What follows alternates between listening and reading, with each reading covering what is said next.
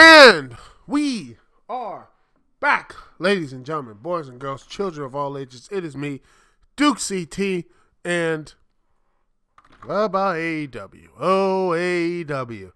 So many things to talk about, so many stuff to get into, and, well, I'm going to say this.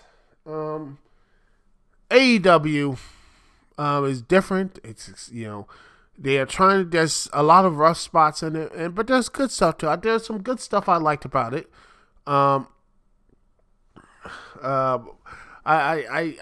liked this past episode.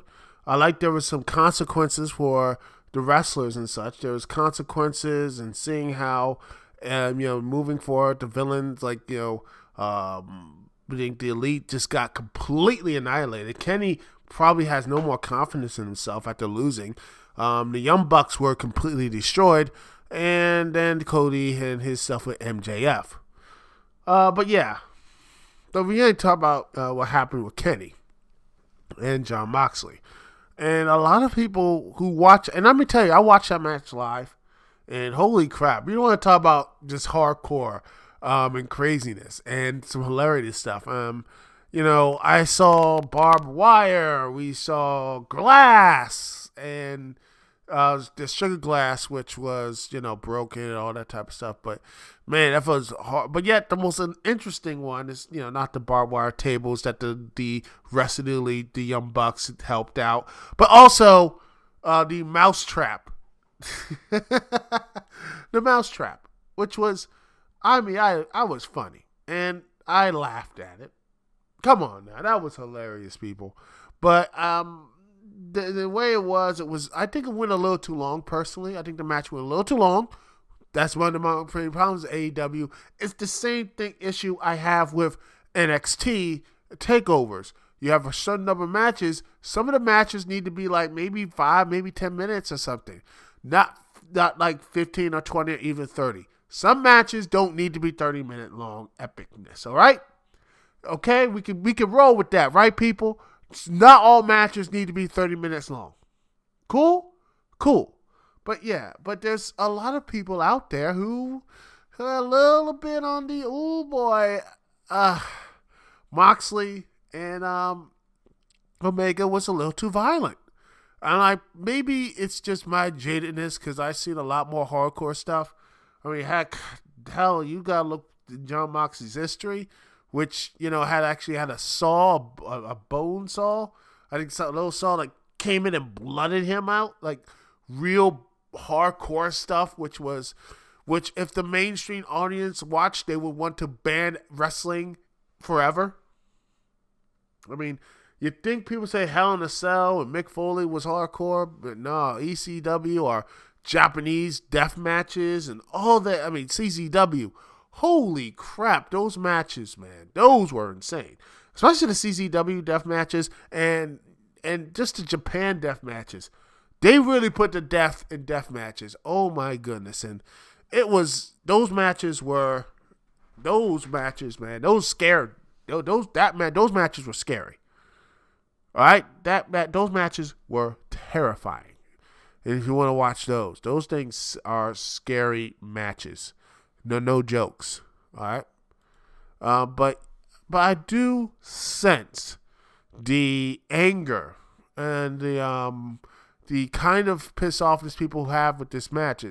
It does have that, you worry about the wrestlers. You worry about, okay, how long they're going to be doing this stuff. And, is this the one thing these guys can do? Because I really like, because John Moxley is really talented. He's really talented, and he doesn't need to do hardcore matches. He can do regular matches. He can do regular matches, good, tag matches. He can do straight up matches, and same as Kenny Omega. Both can do these matches, but a lot of people would say, "Hey, this is hardcore, a little too much hardcoreness." A little the hardcore is a little too far from people because you see, the glass, the barbed wire, the way they were just doing a lot of that, just those stunts, especially the barbed wire, where he just suplex, Moxley suplex Omega through the barbed wire. I think that could have been enough for people. And I get that. And another issue with the match, maybe with me, just I felt like to me they should have done this as a finale of a feud, because it seems like when you start off with the first match being this much, I don't think you can actually come back from that. That's the problem when you have your first match be like a gimmick match like this, is because there is no way to get a match could be that when you start off on that high end, it's hard to, everything else is going to be downward. I wish this was the finale. I wish that match should have been the end of the feud. I think a lot of people were pissed off because the match wasn't the end of a feud.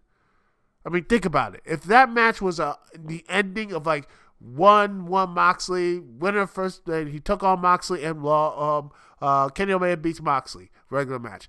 And vice versa in another match. In Full Gear, the first pay-per-view was that lights out match.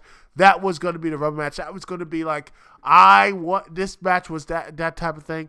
It would have, oh my gosh, is that Moxley wants this match and Kenny Omega says, done, we're doing it, bam, boom. And you build it up like that.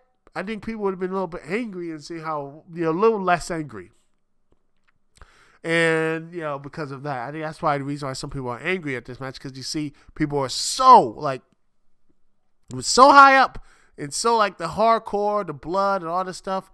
It felt like for a first match, I think they blew their load. It was just, you start off on that high up and it just, it would go lower than that. There's nothing they could do to ever do another singles match. I think they killed the feud after one match. I don't think you can do another match with this stuff without actually seriously damaging the wrestlers. So I don't know what you're going to do with this Moxley or Kenny Omega. It looks like they're going to move on. It looks like they're going to do some, I don't know who's the next. I'm betting maybe someone, I was going to say Jake Hager, but it looks like Darby Allin's going to be the next guy stepping up, and he's going to be facing him next week. So I don't know who's going to be the next guy out facing Chris Jericho, but maybe Moxley or maybe Darby Allin gets another shot. Who knows? But now I think this is going to be. But when I look at the hardcore match between Moxley and Kenny Omega, I see why people are, because it was a little too violent. Or maybe this generation, they are not as, I'm not selling them, they're softies, snowflakes and everything and hashtag stuff. But, I can see from their position of like seeing a match like this could be, holy crap, this is way too violent. This is not like Lucha Underground, which was based in that. I mean, AEW seemed to be more of a professional league with some hardcore matches, but when you have that type of era of professionalism and such, not every NHL game has hockey fights. You know what I'm saying? It's there, but it's not like the main, feature. Well, some say it is, but I honestly think the hockey fights are. I say they should drop that off entirely. I think if you drop that off, the game gets a little bit better and people will actually go and watch it. But hey, then again, you have that fights in any other sport too. I mean, heck, baseball, one of the big story stuff in baseball, other than stuff with Astros, I think one of the biggest stuff in baseball this past season was the, Garrett from, I believe, Amir Garrett from the Cleveland Reds just going all ham with the Pittsburgh Pirates, just going like Leroy Jenkins on him and just going to town on like by himself. So, I mean, I don't know. But when I went on a weird tangent. But yeah, those fights were really rare. They're rare, and people. But when they're rare and they're not really well known. Yeah, not one, but they're not like a part of, like the whole season or whatever like that. It's like it's not part of the features in Major League Baseball or professional sports and such. With AEW, they're trying to present themselves as that, WCW's the replacement of WCW. And I think that's cool, but when they looked at Full Gear and they saw the lights out match between Moxley and Kenny Omega, I think that was a bit of a culture shock. If it was like Lucha Underground, once again, the fans of Lucha Underground, it's something that was a part of the show. That was it. Here, it's just trying to be sports, but having their sports entertainment stuff too, which AEW needs to sit down and actually try to figure out and say, hey, what are we? And have the identity. Because the identity seems to be, let's be WCW, but also with sprinkles with fancy stuff with Brandy and all the other stuff. So who knows? But yeah, that's what I think that's the problem, is that disconnect and everything with Moxley and Omega. So I think that's going to be very what is telling the next. I don't know that. I mean, heck, they're not going to do it again anytime soon, which is good. I'm hopeful they won't do that anytime in the future. Heck, you know what? The next time they do it, have Moxley just utterly destroy MJF or something. In that type of match, I think that would give a lot of people, that would be actually pretty cool to see if they actually could pull that off. As the ultimate finale of just hearing this smug face get I mean, who wants to see MJF powerbomb in with mousetraps by John Moxley or Cody or whatever? I think a lot of people will be down for that. But yeah, that's my thoughts on this situation. And that's it for the show, ladies and gentlemen. Thank you so much for listening. Thank you so much for being here. Thank you so much for sticking with me and all that good stuff. For that, Dukect here. Peace and love. I will see y'all when I see y'all later.